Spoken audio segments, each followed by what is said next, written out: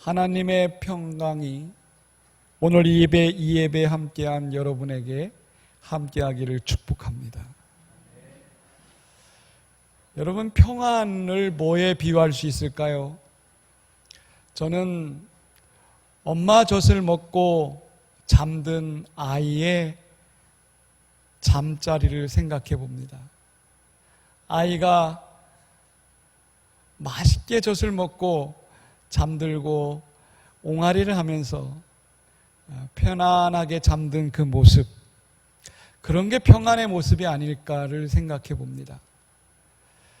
하나님 품에 안긴 성도의 평안은 마치 그와 같지 않을까. 하나님이 오늘 그러한 평안을 우리에게 주시기를 축복합니다. 하나님의 평안은 어떻게 우리가 얻을 수 있을까요? 오늘 읽은 말씀에도 기록됐지만 성령을 통해서 가능한 것입니다.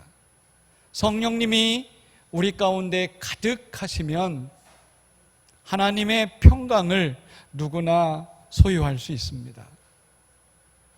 성경에 보니 성령님을 보혜사라 이렇게 말했습니다. 보혜사는 우리 그리스 말로 파라클레토스라고 이렇게 말하는데, 이 파라클레토스는 무슨 뜻을 갖냐면 늘 곁에서 도와주신다라는 그런 뜻을 갖고 있습니다. 늘 우리 옆에서 우리를 도와주시는 분, 그분을 성령님, 보혜사다 이렇게 표현합니다. 그러면 성령이 우리에게 항상 충만하면 성령님께서 우리를 늘 곁에서 지키시고 보호하시는 것입니다. 그러면 마음의 평강을 얻을 수가 있는 것입니다. 요한복음 14장 16절에 보면 예수님께서 내가 아버지께 구하겠으니 그가 또 다른 보혜사를 너희에게 주셔서 영원토록 너희와 함께 있게 하겠다 이렇게 말씀하셨습니다. 성령님이 우리에게 임재하시면 성령께서 영원토록 우리와 함께 하신다는 겁니다. 잠시 잠깐 왔다 가시는 분이 아니라 영원히 함께 계신다 이렇게 약속했습니다. 마태복음 28장 20절에도 예수님 말씀하십니다. 내가 너희에게 분부한 모든 것을 가르쳐 지켜 행하게 하라. 볼지어다 내가 세상 끝날까지 항상 너희와 함께 하겠다 말씀하셨습니다. 여기 말씀에 보면 주님의 복음을 위해서 힘쓰고 애쓰는 자들 속에 항상 주께서 함께 계신다는 겁니다. 하나님은 지금도 누구와 함께 계십니까? 복음을 위해서 애쓰는 사람들, 복음과 함께하는 사람들에게는 하나님이 함께 계신다 약속하셨습니다. 이 약속이 우리에게 성취되기를 바랍니다. 성령님이 우리에게 오신 이유도 거기에 있습니다. 오늘 읽은 말씀 26절에 보면 아버지께서 보내신 성령이 임하시면 그 성령께서 무슨 일을 하냐면 너희에게 모든 것을 다 가르치시고 모든 것을 생각나게 해주신다 그랬습니다.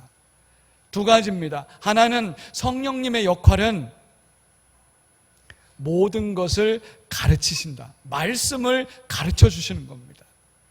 또 하나님의 말씀을 생각나게 해주신다 이렇게 말했습니다. 여러분 성령 충만하시기 바랍니다.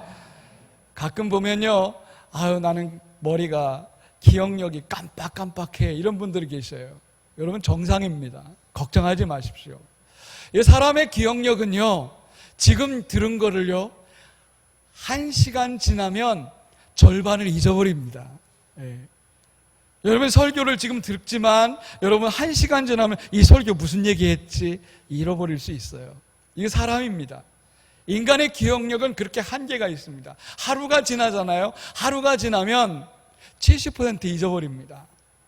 한 달이 지나면 80%를 잊어버려요.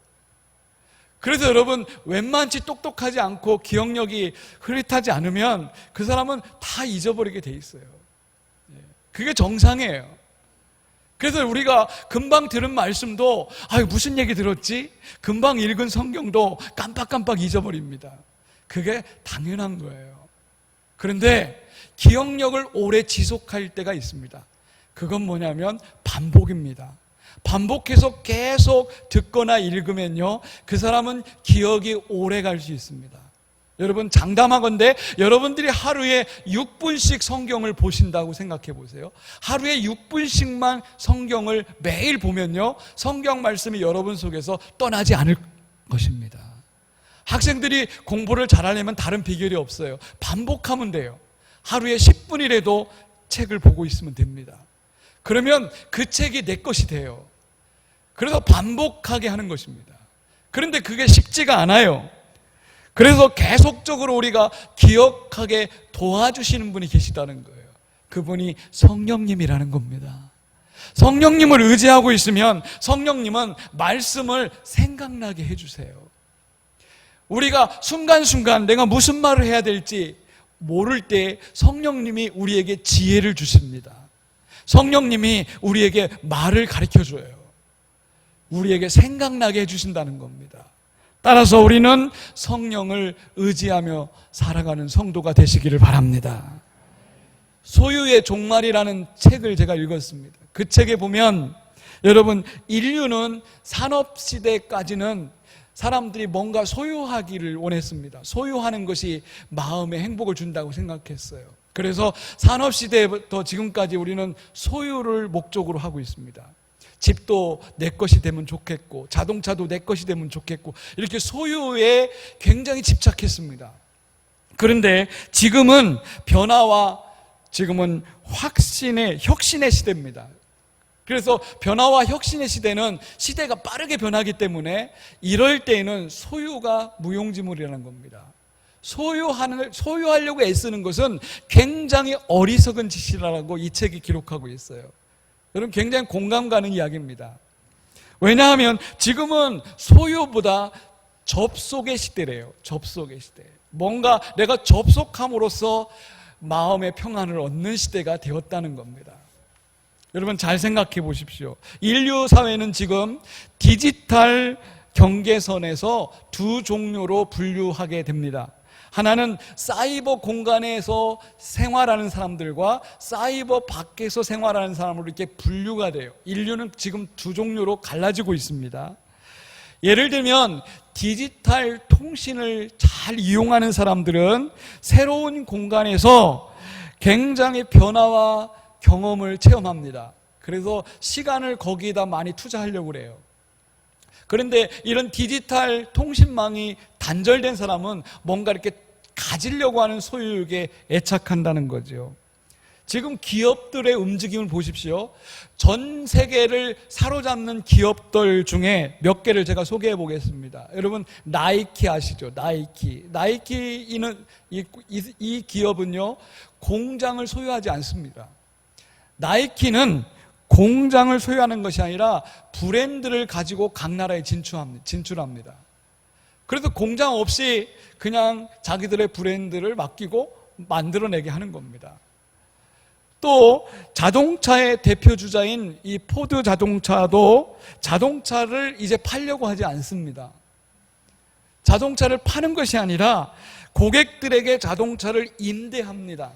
그리고 임대하고 고객들에게 지속적으로 관계를 유지하려고 하는 겁니다. 접속을 계속하는 거예요. 그리고 여러분, 지금 요즘은요, 물건을 회사들이 팔려고 하지 않고 전부 다 물건을 그냥 줍니다. 물건을 그냥 주고 그것을 쓰면서 필요한 서비스나 아니면 필요한 다른 권리들을 점진적으로 판매하는 것입니다. 제가 그 문서를 저장할 때 인터넷에 그 드롭박스라는 것을 이용합니다.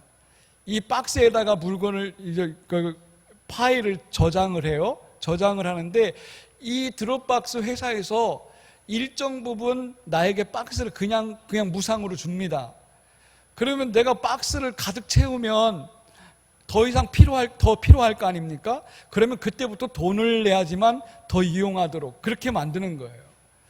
각 회사들이 그냥 물건을 준 다음에 거기서 파생되는 다른 이익들을 가지고 운영을 한다는 거예요. 예를 들면 여러분 집에서도 많이 그럴 것 같은데 공기청정기도 렌탈을 합니다. 에어컨도 렌탈을 하고 정수기도 렌탈을 하고 인덕션도 렌탈을 하고 자동차도 이제 렌탈 시대가 됐습니다. 그리고 집도 끊임없이 우리는 렌탈 속으로 가고 있습니다. 우리 사회는 지금 내가 뭔가를 소유하는 것이 아니라 빌려서 쓰면서 거기에 필요한 것들을 지불하면서 살아가는 시대가 되고 있다는 겁니다. 다시 말하면 렌탈 문화가 왜 생기느냐? 한마디로 말하면 고객과 지속적인 접속에 있다는 겁니다. 그래서 접속하는 자만 나중에 살아남을 것이다, 이렇게 판단하는 것이죠. 아마 세상이 그렇게 가고 있을 겁니다. 그래서 접속하지 못하는 사람들은 도외시 되는 거죠. 여러분, 세계 인구의 5분의 1이 지금 사이버 스페이스, 다시 말하면 사이버 공간을 통해서 삶을 살아간다는 것이에요. 5분의 1. 그럼 5분의 4는 지금 사이버에 접속하지 못하기 때문에 굉장히 물질적으로 쪼달리면서 살아갈 수밖에 없는 거죠. 예. 여러분, 놀라지 마십시오. 세계 인구가 75억이라면 여러분 32억 정도는 지금 저도 깜짝 놀랐는데요, 한 번도 전화를 해본 경험이 없는 사람들이 살아가고 있습니다. 우리가 사는 세상에는. 이건 사실입니다. 전 세계의 절반이 전화기 한 번 해본 적이 없는 사람들이 살아가고 있는 거예요. 우리는 굉장히 풍요로운 사회에 살고 있습니다. 그래서 인터넷을 지금 접속한다는 게 얼마나 놀라운지 몰라요. 우리 핸드폰 속에요, 전화기 모양으로 전화가 이렇게 표시되어 있습니다. 그런데 지금 태어난 애들은요, 이 전화기 자체를 몰라요. 이런 걸 사용 안 해서 네모 박스 조그만한 데서 전화기를 했기 때문에. 그 정도로 여러분 세상은 변하고 있습니다. 엄청나게 변하고 있어요. 그래서 연결된 사람과 연결되지 못한 사람의 격차는 극심하게 벌어질 것이다, 이런 예측들을 하고 있는 것입니다. 제가 이런 얘기를 왜 드리냐면 영적인 세계도 똑같습니다. 영적인 세계도 하나님과 연결된 사람과 하나님과 연결되지 못한 사람은 엄청난 삶의 질의 차이를 느끼고 살아갈 수 있다는 거예요. 여러분 동의하실 것입니다.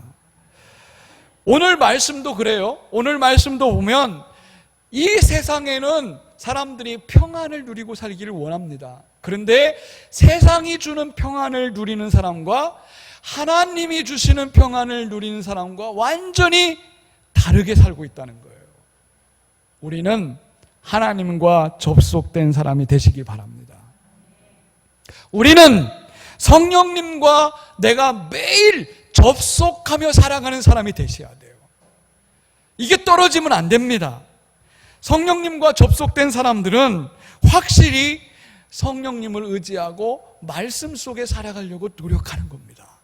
성령님은 그런 분이기 때문에 그래요. 그런데 일주일의 삶 가운데 6일을 생각해 보십시오.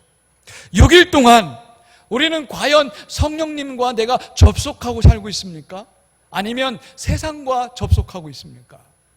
무엇과 접속하느냐에 따라서 내 삶은 완전히 달라질 수 있습니다. 우리가 사는 세상에는요, 말이 굉장히 많습니다. 그런데 이 많은 말 중에 여러분, 익숙하지 않은 언어는 나에게 소음으로 들려오는 거예요. 익숙한 말만 내가 알아들을 수 있는 겁니다. 여러분, 저도 가끔 영어를 듣습니다만 영어가 익숙하지 않기 때문에 이게 시끄럽게 들릴 수가 있어요. 그런데 영어가 익숙하면 영어가 잘 들려옵니다. 그래서 우리는 익숙한 단어에 마음이 가게 돼 있습니다. 언어라는 것은요, 내가 내 속에 언어를 갖고 있어야지만 그 언어가 들리게 되는 겁니다. 내 속에 언어가 없으면 그 언어를 못 알아들어요. 우리가 일본말 잘 못 알아듣고 중국말 잘 못 알아듣는 것은 내 속에 중국말과 일본말이 없기 때문에 못 알아듣는 겁니다. 여러분, 똑같습니다. 언어학자들이 말하는 것은요, 아이가 태어나서 한 단어를 자기 것으로 만들려면 한 단어를 1000번 들여야 된대요. 1000번.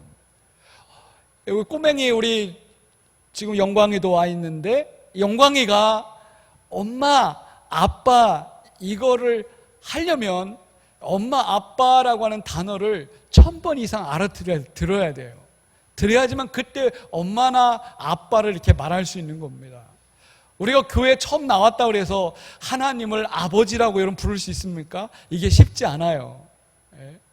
결코 쉽지 않습니다. 결혼한 남자 여자가 처음부터 여보 당신 이게 쉬울 것 같아요? 어색해서 잘 안 됩니다. 여러분 많이 듣다 보면 내가 그 언어를 쉽게 익숙하게 받아들일 수 있는 거예요. 하나님 아버지라고 여러분 부를 때가 언제입니까? 내가 하나님과 가까이 접속하고 있을 때, 하나님과 친숙하게 관계를 맺고 있을 때, 그때 하나님을 아버지라고 부르는 것이 너무나 자연스럽게 나오는 것입니다. 여러분 하나님과 친밀함을 가지시기 바랍니다. 성령님은 우리에게 이렇게 친숙하게 다가오십니다. 그래서 우리로 하여금 하나님을 아버지라고 부르기에 쉽게 만드시는 거예요. 여기 수영 배우신 분들 계실 텐데, 수영을 잘하려면 물과 친해져야 됩니다. 물을 두려워하거나 물을 겁내면 그 사람은 절대 수영을 잘할 수가 없습니다. 물을 친숙하게 대하는 꼬맹이도요, 물이 가깝게 느껴지면 수영을 잘할 수가 있는 겁니다. 영적인 것도 마찬가지입니다. 우리가 영적인 하나님 말씀도요, 잘 들리는 사람이 어떤 사람이에요? 말씀이 내 속에 있으면 그 사람은 말씀이 잘 들립니다. 여러분 하나님의 말씀을 듣는 설교 시간에도 말씀이 안 들리는 사람은, 딱 막혀있는 사람은, 목사님이 뭔 얘기하는지 알아듣지 못하는 사람은 절대 설교에 은혜 못 받습니다. 여러분 익숙해야지 은혜 받는 것입니다. 이사야 성경에 보면 이사야 6장 9절에 너희가 듣기는 들어도 깨닫지 못할 것이요 보기는 보아도 알지 못하리라 이렇게 말했습니다. 한두 번 내가 말씀 받다고 해서 이 말씀이 익숙하게 나에게 다가오는 게 아닙니다. 그러려면 끊임없이 여러분 100번, 1000번 이 말씀을 우리가 읽고 듣고 할 때 그 말씀이 은혜가 되는 것입니다. 오늘 여러분 이 말씀 속에 은혜 받고 돌아가시길 바랍니다. 그러면 이런 일들을 내가 스스로 하는 게 아니다라는 거예요.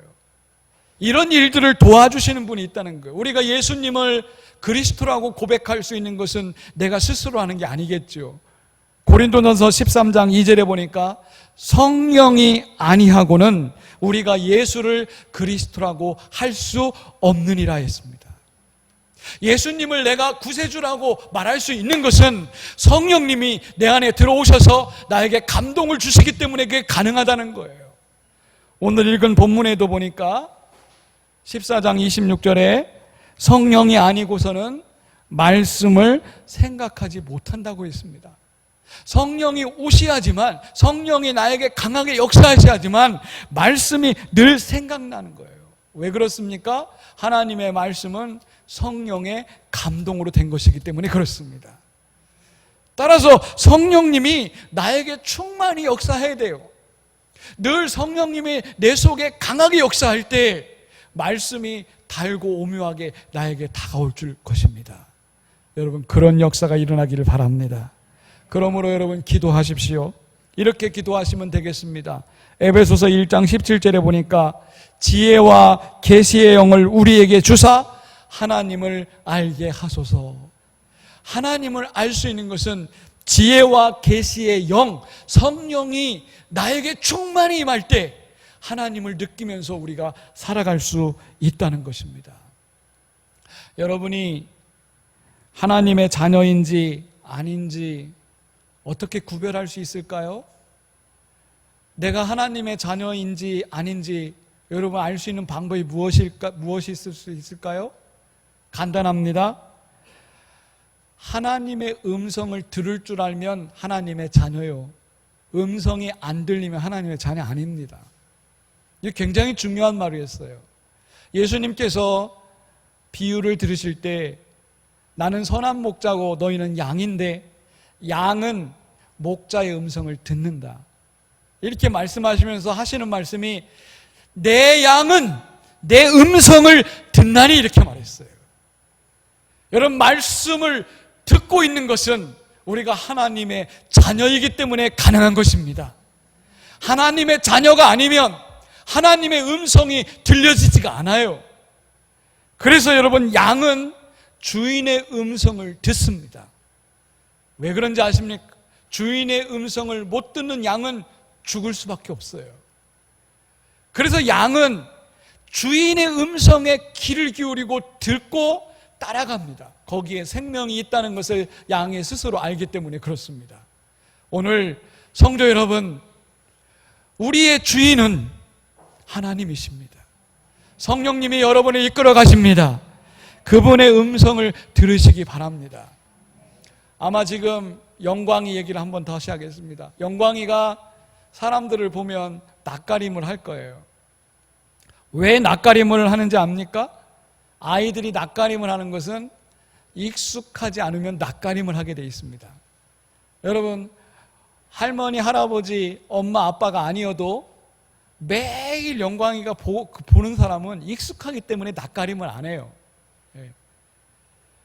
우리 신앙도 마찬가지입니다. 여러분, 성경이 익숙하지 않으면요, 이게 보려고 하면 졸리고 이게 익숙하지 않아가지고 낯가림이 되는 거예요. 어색합니다. 하나님 말씀은요, 우리가 익숙하게 매일 6분이든 5분이든 조금씩 볼 때 그 말씀이 익숙하게 나에게 다가오는 거예요. 그 말씀의 은혜가 되는 것입니다. 그런 의미에서 말씀 묵상을 하면 할수록 하나님이 가까이 느껴집니다. 여러분, 지금 우리는 큐티를 하고 있습니다만 큐티를 매일 하시는 분들은 지금 느끼고 있을 거예요. 1월달부터 지금 6월달까지 큐티 하신 분들은 느낌으로 알아요. 하나님이 나와 동행하고 있다는 것을 아실 것입니다. 그리고 내 내면이 변화되는 것을 느끼실 것입니다. 여러분, 성경을 구약과 신약이라고 하는데 약을 우리가 먹어야지만 효과가 나타나듯이 말씀도 내 속에 들어와야지만 내가 변화받고 새로운 체험도 하고 은혜를 받는 것입니다. 하나님의 말씀이 내 속에 들어오도록 도와주시는 분이 누구십니까? 성령님이십니다. 성령님을 여러분 의식하시기 바랍니다. 복 받기를 원하십니까? 복 있는 사람은 주야로 하나님의 말씀을 묵상하는 자입니다. 성도 여러분, 복 되시기를 바랍니다. 하나님의 말씀을 내 속에 늘 익숙하게 우리가 접근할 때 우리는 은혜의 삶을 살아갈 것입니다. 이 일을 위해서 성령님은 우리에게 오셨습니다. 그리고 성령이 충만할 때 하나님의 말씀이 내 안에서 요동치면서 나를 변화시킬 것입니다. 바라기는 여러분 자주자주 성령님을 부르시기 바랍니다. 시시때때로 성령님을 부르십시오. 주무실 때도 성령님, 오늘 하루에 함께 하신 성령님께 감사하고 아침에 일어날 때도 여러분 새소리를 들으면서 성령님을 부르십시오. 성령님을 요청하십시오. 그분이 도와주실 것입니다. 하나님 말씀 생각나게 하고 그날 주신 말씀을 통해서 우리가 세임 얻고 살아가도록 평안 얻도록 성령님이 도와주실 것입니다. 오늘 이후로 우리가 수시로 성령님 우리를 도와주십시오. 이렇게 간구하면서 살아갈 때 여러분은 말씀 가운데 충만한 평안을 얻게 되실 줄로 믿습니다. 기도하겠습니다.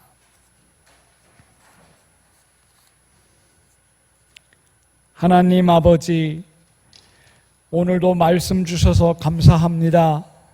성령 강림 주일에 성령 충만하여 말씀이 우리 가운데 늘 떠나지 않도록 무장하라는 말씀 주셔서 감사합니다. 우리의 기억력은 한계가 있어서 방금 들은 말도 잊어버린다고 하지요. 그러나 성령님이 말씀을 가르치시고 생각나게 하셔서 우리가 말씀 속에서 평안을 얻게 하신 것 감사합니다.